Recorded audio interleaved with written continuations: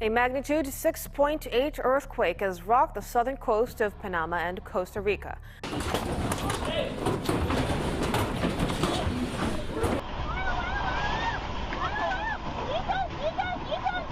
A powerful earthquake, a disastrous 6.6 magnitude tremor, struck the Gulf of Darien near the Panama-Colombia border on May 24, 2024, at 10:05 p.m.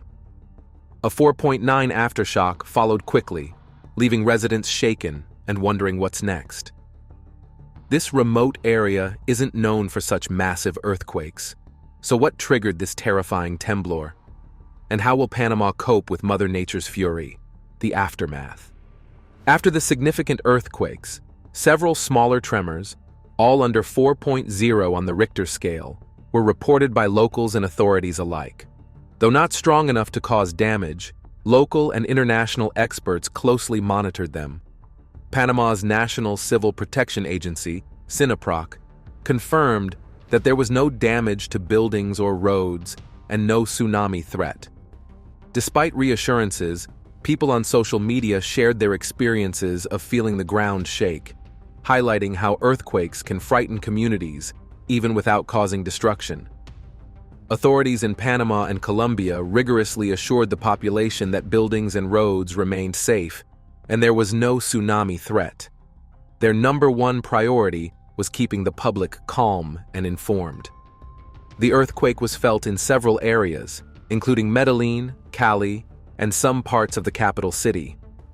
Although not densely populated, some areas included vast jungles and the infamously challenging migrant route, the Darien Gap.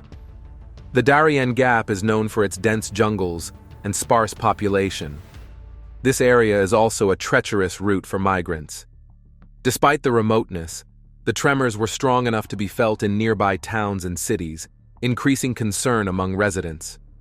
It is well known as the primary land route for migrants heading north out of South America, and hundreds of migrants have chosen to make this testing journey. Now, the experts had to answer the question, how could an area that hadn't experienced a major earthquake in so long be struck out of the blue? History of major earthquakes in Panama. The reality is that even though Panama has suffered a few intense earthquakes, according to known history, some have been truly catastrophic in their wake. One of the first of its magnitude was the Panama Viejo earthquake, also known as the Panama earthquake. It occurred in 1962 and is recognized as the first documented violent quake in the Isthmus of Panama.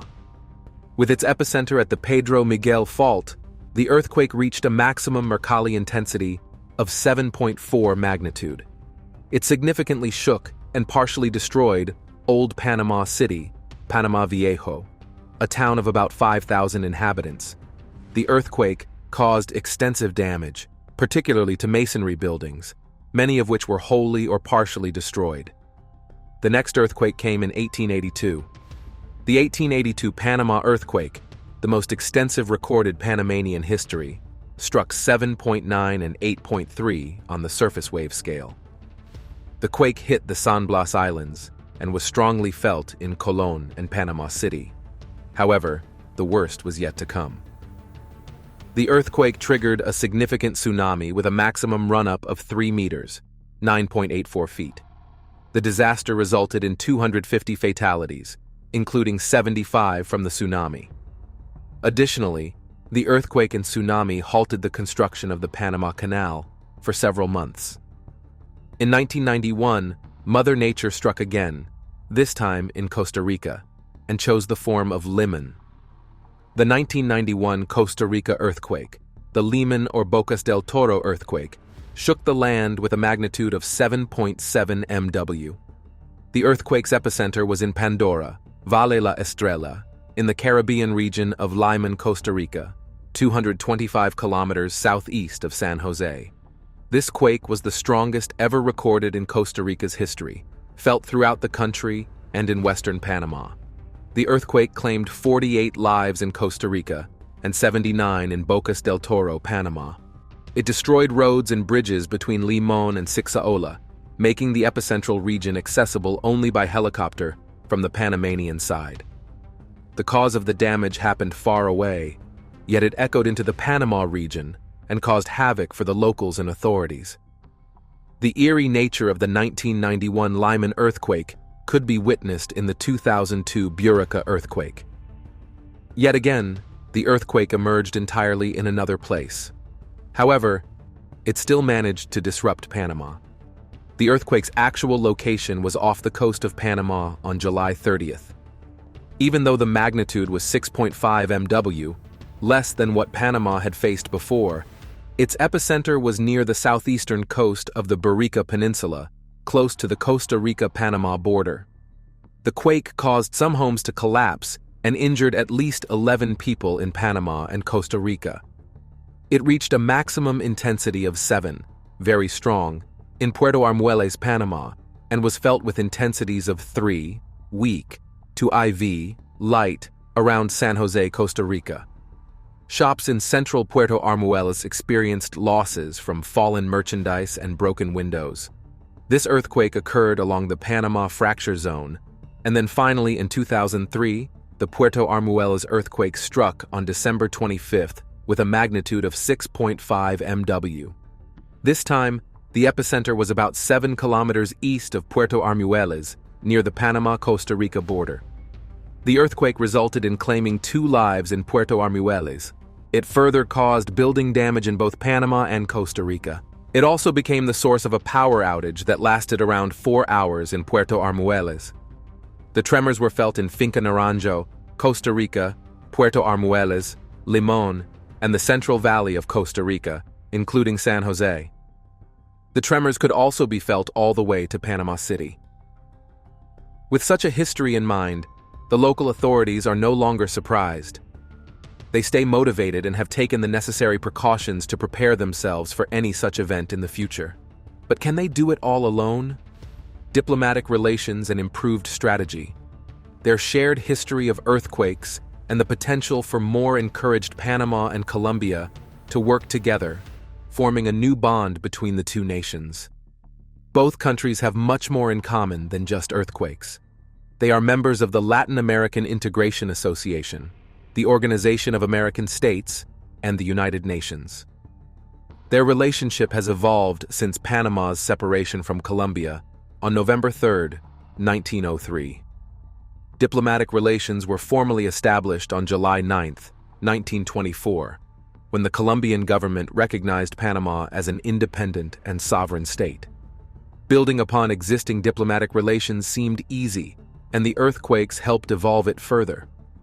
Immediately following the earthquakes, emergency teams in Panama and Colombia mobilized to prepare for potential aftershocks and ensure public safety. Both governments maintained constant communication with their citizens, providing regular updates and safety advice.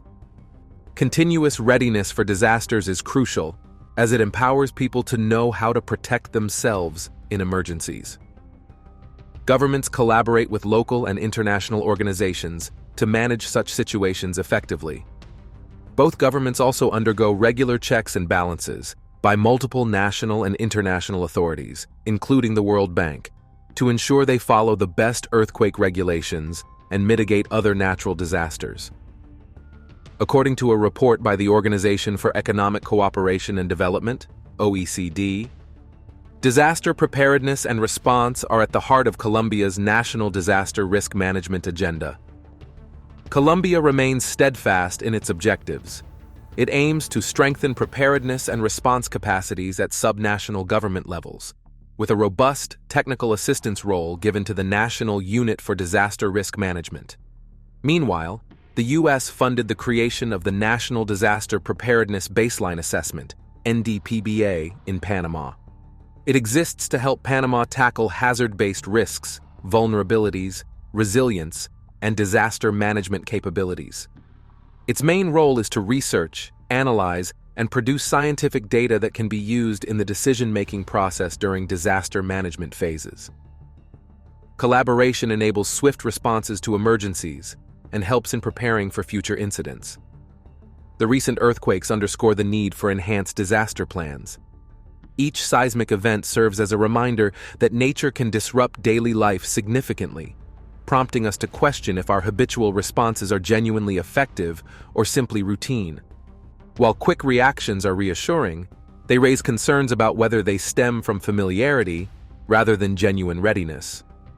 Despite assurances of vigilance from authorities, it prompts reflection on whether we adequately address underlying issues and substantially improve safety measures in these regions.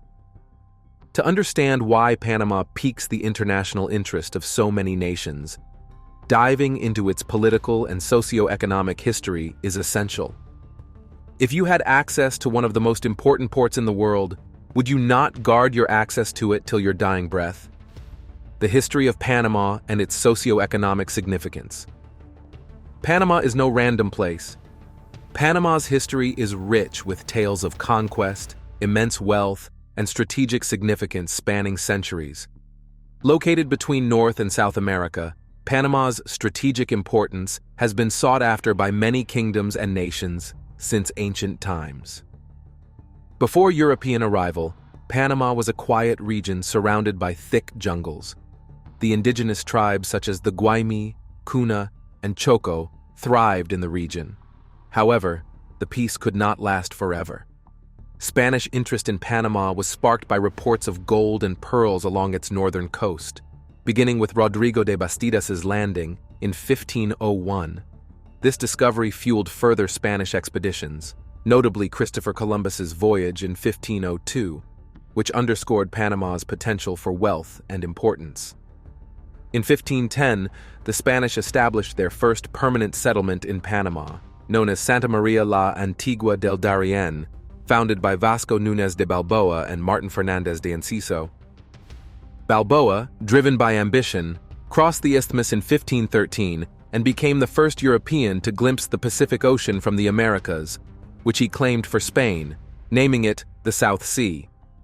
Later, Pedro Arias Dávila, appointed by the Spanish crown, founded another settlement in 1519 named Nuestra Señora de la Asunción de Panamá, now Panama City. This city swiftly became pivotal for Spanish exploration and a hub for collecting precious metals like gold and silver destined for Spain. Regrettably, the city also drew the attention of pirates, notably falling victim to the notorious English pirate Henry Morgan's sack in 1671. Panama remained under Spanish Empire rule throughout its colonial period, initially as part of the Viceroyalty of Peru and later within the Viceroyalty of New Granada, which included present-day Colombia, Venezuela, and Ecuador. Panama proclaimed independence from Spain in 1821 and became part of Gran Colombia, a nation envisioned by Simon Bolivar, encompassing various South American regions. However, this was short-lived. After Gran Colombia dissolved in 1831, Panama continued under Colombian sovereignty.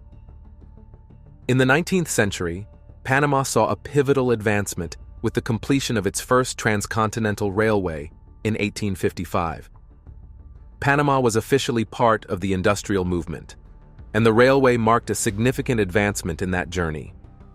This monumental project linked the Atlantic and Pacific Oceans, significantly cutting travel times across continents and solidifying Panama's pivotal role in global transportation. As Panama's strategic significance continued to increase, so did global interest in constructing a canal, a project that the United States would eventually take on in the early 20th century. Completed in 1914, the Panama Canal revolutionized global trade routes, cementing Panama's role as a crucial link between oceans. This convergence of influences and a vital transit route has fostered Panama's diverse cultural blend and multifaceted socio-political environment. Across centuries, Panama has navigated between exploitation and opportunity, emerging as a pivotal player in international affairs shaped by its geographical position and the aspirations of both local and foreign interests.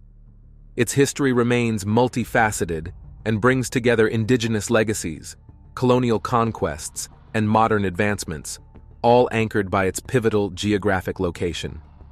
The idea of a canal across Panama emerged in the 1800s, driven by the necessity to enhance maritime transit between the Atlantic and Pacific Oceans. Ferdinand de Lesseps, renowned for constructing the Suez Canal, initiated the ambitious Panama Canal project in the 1880s.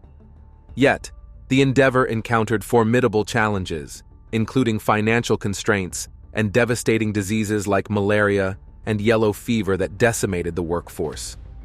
Following the French setback, the United States assumed project control, motivated by strategic and economic imperatives. The U.S. completed the Panama Canal in 1914, creating a crucial shortcut for ships and fundamentally reshaping global maritime trade. To date, it is an investment that the U.S. remains proud of. Panama's geographical importance was pivotal in its quest for independence from Colombia. On November 3, 1903, as the Panama Canal project gained momentum, Panama declared independence with support from the United States, which sought to control the canal's construction and operation. In exchange, Panama granted the U.S. a 10-mile-wide zone along the canal route. This arrangement persisted until 1999, following the Torrijos-Carter treaties signed in 1977, which paved the way for Panama to regain complete control of the canal by the century's end. The 20th century proved challenging for Panama, marked by significant changes and adversities. Finally, Panama gained independence from Colombia, but at what cost? The unrelenting USA. In 1968, General Omar Torrijos abruptly assumed the leadership of Panama and governed rigorously. Despite what the U.S. claims, General Omar proved to be popular with the locals and soon garnered popularity. He played a pivotal role in securing Panama's control over the canal. However, his sudden death in 1981 led to the ascension of General Manuel Noriega, known for his harsh rule and controversial ties to illegal activities, which further strained Panama's relations with the U.S. Tensions peaked in December 1989 with Operation Just Cause, a U.S. military intervention that sought to remove Noriega from power. While the reason given by the U.S. for the operation was to stop the trade of illegal substances and protect American lives, Noriega was caught and sent to the U.S., where he was put on trial and consequently sent to prison. After Noriega's fall, Panama started a path toward democracy. Guillermo Endara, who had won the 1989 election but was blocked by Noriega, assumed the presidency. Since then, Panama has focused on strengthening its democratic governance and boosting economic development. A nation may grow tired of continued overseas involvement. The people of Panama wanted to ensure democracy would never fail them again, so they started working on improving their economy further. The country rose yet again. Panama's thriving financial sector has gained prominence in the modern world of capitalism. Its resilience is upholded by the vital Panama Canal, a pivotal global shipping route for the country's economy. Moreover, Panama has cultivated a vibrant tourism industry. It successfully entices tourists and adventurers with its breathtaking landscapes, diverse ecosystems, and rich cultural heritage. Meanwhile, beneath the surface, the dynamic tectonic movements in the Caribbean create a powerful geological dance that can bring about significant changes at any moment. All that Panama has gained could be lost, just like that. The might of the Caribbean. The Caribbean strikes fear in the hearts of many virgin sailors, but it is home to many islands and affects places far and wide. The area that surrounds the Caribbean is highly delicate and easily influenced by the overlapping of at least 4 major tectonic plates: North America, South America, Nazca, and Cocos. This region exhibits zones where one crustal plate subducts beneath another, resulting in deep earthquakes, ocean trenches, and volcanic chains. These geological features illustrate areas where the oceanic crust is being forced beneath the Caribbean plate's Central American and Atlantic margins. In regions such as Guatemala, northern Venezuela, and along the Cayman Ridge and Cayman Trench, crustal interactions involve both subduction and lateral shifting and tearing, which is evident in fault lines and areas where the crust is pulling apart. On the northern boundary of the Caribbean plate, the North American plate moves westward relative to the Caribbean plate at approximately 0.8 inches per year. This movement is facilitated by several major fault lines extending from Isla de Roatan to Haiti, including the Swan Island Fault and the Oriente Fault, which delineate the southern and northern margins of the Cayman Trench. In the farther east, between the Dominican Republic and Barbuda, the interaction between the North American and Caribbean plates becomes more volatile. The North American plate slides nearly parallel to and underneath the Caribbean plate in this area. These tectonic activities have resulted in the formation of the Puerto Rico Trench, a bottomless oceanic trench, and a zone where moderately deep earthquakes occur within the submerged portion of the North American plate, ranging from 43 to 186 miles deep. Although this subduction zone beneath Puerto Rico has the potential to generate a significant earthquake, no such events have occurred in the last century. The geological processes in this region vividly demonstrate the Earth's surface's dynamic nature, shaped by its tectonic plates' slow yet relentless movements. These movements contribute to creating diverse geological features and have significant implications for seismic activity in the area.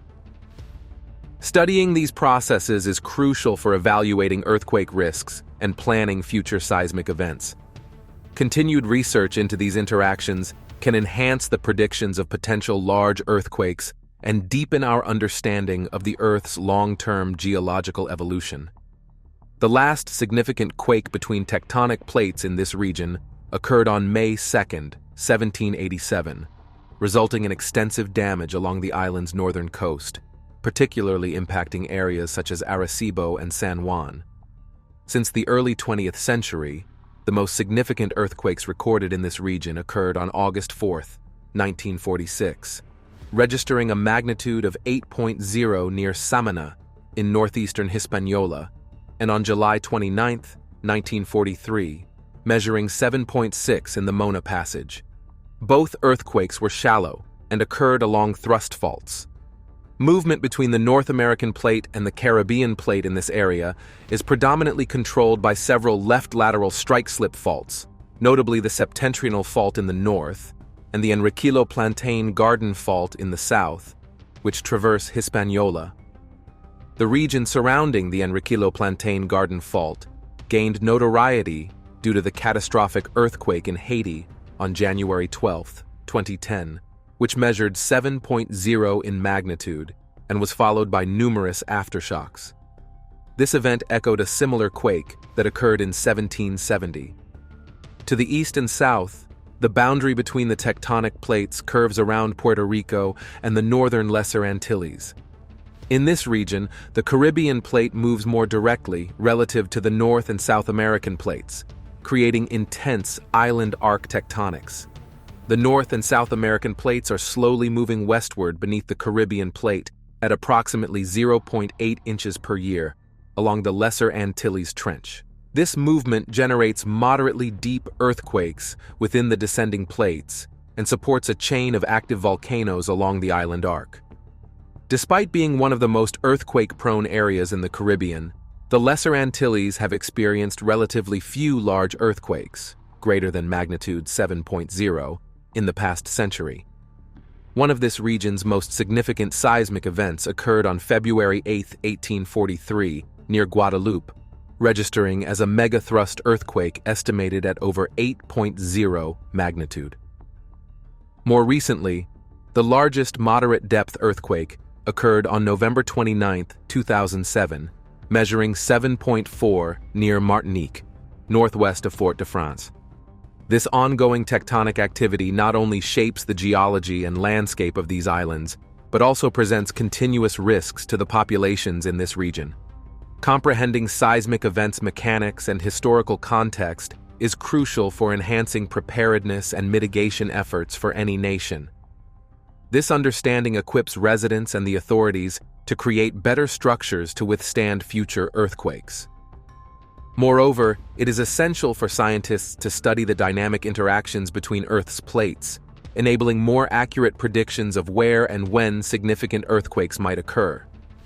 Ultimately, this knowledge saves lives and reduces the impact of seismic events on communities. The southern boundary of the Caribbean plate, where it meets the South American plate, spans east-west across Trinidad and western Venezuela, shifting at approximately 0.8 inches per year. This area is characterized by significant transform faults, including the Central Range Fault and the Boconó-San Sebastian El Pilar faults, known for generating shallow earthquakes. Among the most critical earthquakes recorded here since 1900 were a magnitude 7.7 quake in Caracas on October 29, 1900, and a magnitude 6.5 tremor near the same region on July 29, 1967. Further moving westward, a broad region in western Venezuela and central Colombia is experiencing significant pressure and movement.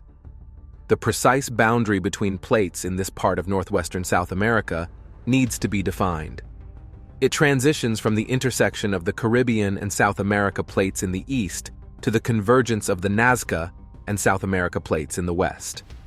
This transition zone is characterized by sporadic seismic activity, primarily more minor earthquakes, magnitude less than 6.0, occurring at shallow to moderate depths. Further west along Colombia's coastline, the tectonic plates exhibit distinct but similarly intense activity, influencing the region's landscape.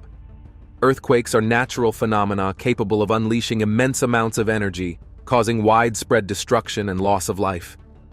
They rank among Earth's most impactful events, affecting large regions and countless lives. Let's explore some of the most powerful earthquakes in recorded history, examining their magnitude, the devastation they wrought, and the areas they affected so that we better understand the threat at hand. A devastating history of earthquakes around the world. We must examine some case studies to understand the devastation these events cause. The earthquake in Valdivia, Chile, on May 22, 1960, remains the strongest ever recorded, registering a magnitude of 9.5. This colossal quake caused widespread devastation across southern Chile, claiming approximately 1,655 lives, injuring 3,000 others, and displacing 2 million people. A massive tsunami traversed the Pacific Ocean, affecting distant regions like Hawaii, Japan, and the Philippines. The earthquake altered the landscape over more than 621 miles and triggered the eruption of Puyehue volcano just 2 days later, compounding the region's chaos. Another significant seismic event occurred in Alaska on March 28, 1964, known as the Great Alaska Earthquake or the Prince William Sound Earthquake, measuring 9.2 in magnitude. This quake severely impacted Alaska, causing a destructive tsunami that resulted in 128 fatalities and extensive property damage. Anchorage, Alaska's largest city, sustained severe destruction during the 3-minute-long tremor. The earthquake also caused substantial geological changes, including permanent alterations to the Alaskan coastline through land uplift and subsidence. On December 26, 2004, a massive undersea megathrust earthquake, measuring 9.1, struck off the west coast of northern Sumatra, Indonesia. The quake triggered a series of tsunamis that devastated coastal communities across South Asia and East Africa. The disaster resulted in the tragic loss of approximately 227,900 lives and displaced about 1.7 million people in 14 countries. The earthquake's epicenter was located 155 miles southeast of Banda Aceh, Indonesia, at a depth of 18 miles, showcasing the immense power of undersea seismic events. The Tohoku earthquake, occurring on March 11, 2011, with a magnitude of 9.0, unleashed a massive tsunami that caused extensive destruction along Japan's northeastern coast. This catastrophe led to thousands of fatalities and triggered a severe nuclear crisis at the Fukushima Daiichi nuclear power plant. Beyond the immediate physical damage, the disaster profoundly affected Japan's economy and infrastructure, especially industries reliant on nuclear energy. On November 4, 1952, the Kamchatka Peninsula in Russia experienced a powerful earthquake of magnitude 9.0. This event generated a significant tsunami that inflicted considerable damage in Hawaii, where waves exceeded heights of 30 feet. Despite extensive property damage in the Hawaiian Islands, there were fortunately no fatalities directly attributed to the earthquake.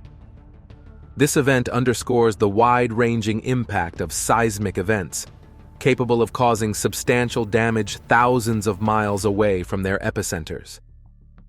Then, on February 27, 2010, a massive earthquake with a magnitude of 8.8 struck off the coast of Chile near the Bio region. This seismic event, accompanied by a devastating tsunami, claimed the lives of over 500 people and displaced approximately 1.8 million individuals. The earthquake's epicenter was located 208 miles southwest of Santiago, Chile's capital, at 21 miles beneath the Earth's surface. It caused widespread destruction of buildings and infrastructure, resulting in estimated economic losses of about $30 billion. This natural disaster affected the immediate area and impacted the region's economy and infrastructure. If we go back in history, on January 31, 1906, another significant earthquake of magnitude 8.8 occurred off the coasts of Ecuador and Colombia.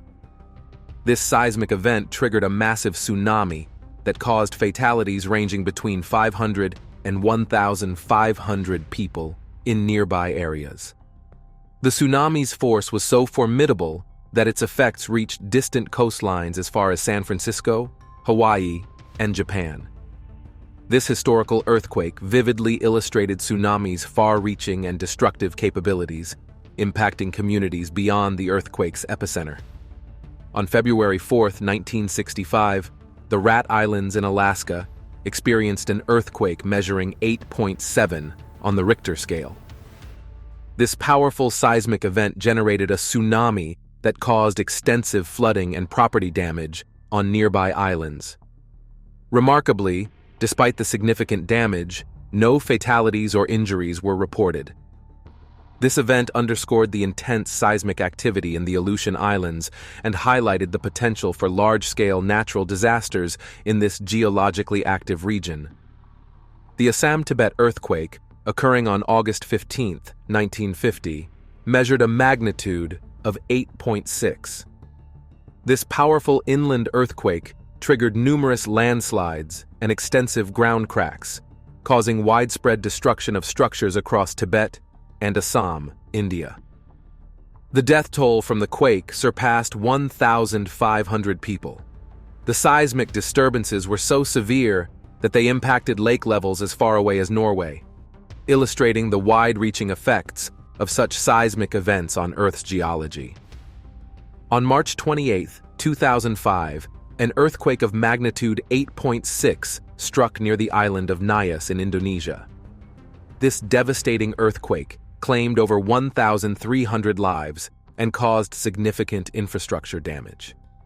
It occurred in a region still recovering from the catastrophic 2004 Indian Ocean earthquake and tsunami, underscoring the ongoing seismic risks in the area prone to frequent and powerful earthquakes. The recurrent seismic activity in this part of Indonesia highlights the vulnerability of local communities to natural disasters and underscores the critical need for robust disaster preparedness and response strategies. Is the Gulf of Darien earthquake simply natural, or could it be linked to undisclosed geological puzzles that authorities are not disclosing? With all of the evidence presented before us, we can be reassured that Panama and its surrounding area are heavily influenced by the tectonic shifts in the Caribbean. Unsurprisingly, the area is often subjected to random and unpredictable earthquakes. We have seen several cases where the epicenter was miles from the Gulf of Panama. However, the area suffered from aftershocks, tsunamis in the surrounding regions, and much more. We hope that nations worldwide continue to work together for the safety of the human race.